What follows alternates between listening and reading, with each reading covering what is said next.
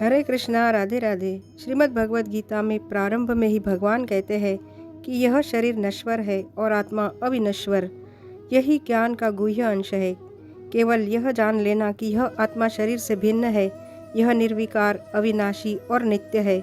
इससे आत्मा के विषय में कोई सकारात्मक सूचना प्राप्त नहीं हो पाती।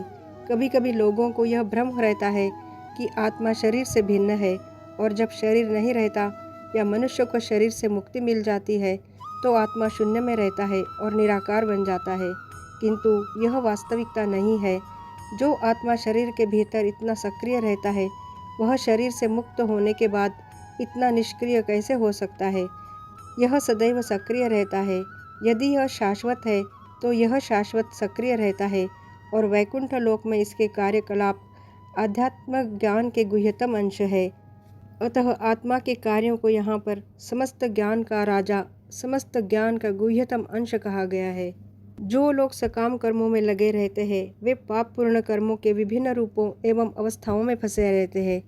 उदाहरणार्थ, जब बीज बोया जाता है तो तुरंत वृक्ष नहीं तैयार हो जाता। इसमें कुछ समय लगता है। पहले एक छोटा सा अंकुर रहता है, फिर यह वृक्ष का रूप धारण करता है।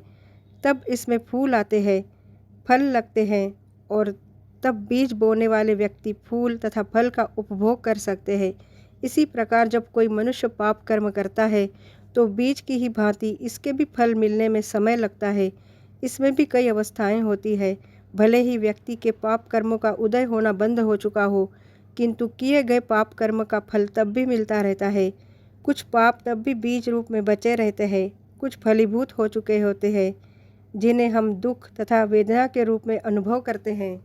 जो व्यक्ति समस्त पाप कर्मों के फलों का अंत करके भौतिक जगत के द्वंद्वों से मुक्त हो जाता है, वह भगवान कृष्ण की भक्ति में लग जाता है।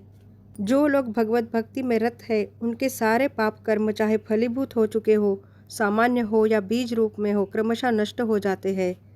अतः भक्ति की शुद्ध कारिणी शक्ति अत्यंत प्रबल है और पवित्रम उत्तम अर्थात विशुद्धतम कहलाती है। उत्तम का तात्पर्य दिव्य है।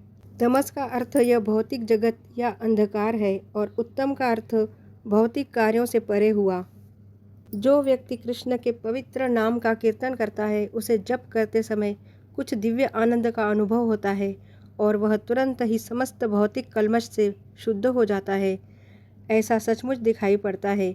यही नहीं, यदि कोई श्रवण करने में ही नहीं अपितु भक्ति कार्यों के संदेश को प्रचारित करने में भी लगा रहता है या कृष्ण भावनामृत के प्रचार कार्यों में सहायता करता है, तो उसे क्रमशः आध्यात्मिक उन्नति का अनुभव होता रहता है। आध्यात्मिक जीवन की यह प्रगति किसी पूर्व शिक्षा या योग्यता पर निर्भर नहीं करती। यह विधि स्वयं इतनी शुद्ध है कि इसमें लगे रहने से मनुष्य शुद्ध बन जाता है। इसका उदाहरण नारद जी के पूर्व जन्म में देखा जा सकता है, जो पहले दासी के पुत्र थे। वे न तो शिक्षित थे, न ही राजकुल में उत्पन्न हुए थे, किंतु जब उनकी माता भक्तों की सेवा करती रहती थी, नारद भी सेवा करते थे, और कभी कभी माता की अनुपस्थिति में भक्तों की सेवा स्वयं करते रहते थे। श्रीमद् भागवत में नारद जी अपने शिष्य व्यासदेव से अपने पूर्व जन्म का वर्णन करते हैं। वे कहते हैं कि पूर्व जन्म में बाल्यकाल में वे चातुर्मास में शुद्ध भक्तों की सेवा किया करते थे, जिससे उन्हें उनकी संगति प्राप्त हुई। कभी कभी वे ऋषि अपनी थालियों में उच्छिष्ट भोजन छोड़ देते, और यह बालक नारद थालियां धोते समय उच्छिष्ट भोजन को चखना चाहता था।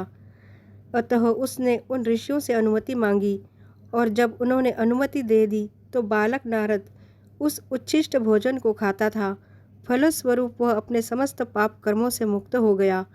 ज्यों ज्यों वह उच्छिष्ट खाता रहा, त्यों त्यों वह ऋषियों के समान शुद्ध हृदय बनता गया। चूँकि वे महाभागवत भगवान की भक्ति का आस्वाद श्रवण तथा कीर्तन द्वारा करते थे, अतः नारद ने भी क्रमशः वैसी रुचि विकसित कर ली। नारद आगे कहते हैं, ऋषियों की संगति करने से नारद में भी भगवान की महिमा के श्रवण तथा कीर्तन की रुचि उत्पन्न हुई, और उन्होंने भक्ति की तीव्र इच्छा विकसित की। अतः जैसा कि वेदांत सूत्र में कहा गया है, जो भगवत भक्ति के कार्यों में केवल लगा रहता है, उसे स्वतः सारी अनुभूति हो जाती है और वह सब समझने लगता है। इसी का नाम प्रत्यक्ष या प्रत्यक्ष अनुभूति है। नारद वास्तव में दासी पुत्र थे। उन्हें किसी पाठशाला में जाने का अवसर प्राप्त नहीं हुआ था। वे केवल माता के कार्यों में सहायता करते थे और सौभाग्यवश उनकी माता को भक्तों की सेवा का सुयोग प्राप्त हुआ था। बालक नारद को भी यह सुअवसर उपलब्ध हो सका कि वे भक्तों की संगति करने से ही समस्त धर्म के परम लक्ष्य को प्राप्त कर सके। नारद न तो किसी गुरु के पास पाठशाला में गए थे, न ही उन्हें वैदिक नियमों की शिक्षा मिली थी, तो भी उन्हें वैदिक अध्ययन के सर्वोच्च फल प्राप्त हो सके। यह विधि इतनी सशक्त है कि धार्मिक कृत्य किए बिना ही मनुष्य सिद्धि पद को प्राप्त होता है।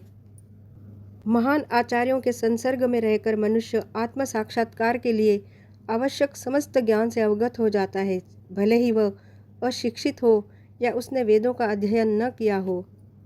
भक्ति योग अत्यंत सुखकर होता है, क्योंकि भक्ति में श्रवणम कीर्तनम विष्णु रहता है, जिससे मनुष्य भगवान की महिमा के कीर्तन को सुन सकता है या प्रामाणिक आचार्यों द्वारा दिए गए दिव्य ज्ञान के दार्शनिक भाषण सुन सकता है। मनुष्य केवल बैठे रहकर सीख सकता है, ईश्वर को अर्पित अच्छे स्वादिष्ट भोजन का उच्छिष्ट खा सकता है। प्रत्येक दशा में भक्ति सुखमय है। मनुष्य गरीबी की हालत में भी भक्ति कर सकता है। भगवान कहते हैं, पत्रम पुष्पम फलम तोयम यो मां भक्त्या प्रयच्छति।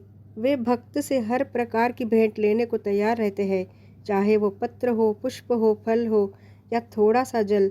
जो कुछ भी संसार के किसी भी कोने में उपलब्ध हो या किसी व्यक्ति द्वारा उसकी सामाजिक स्थिति पर विचार किए बिना अर्पित किए जाने पर भगवान को वह स्वीकार है, यदि उसे प्रेम पूर्वक चढ़ाया जाए।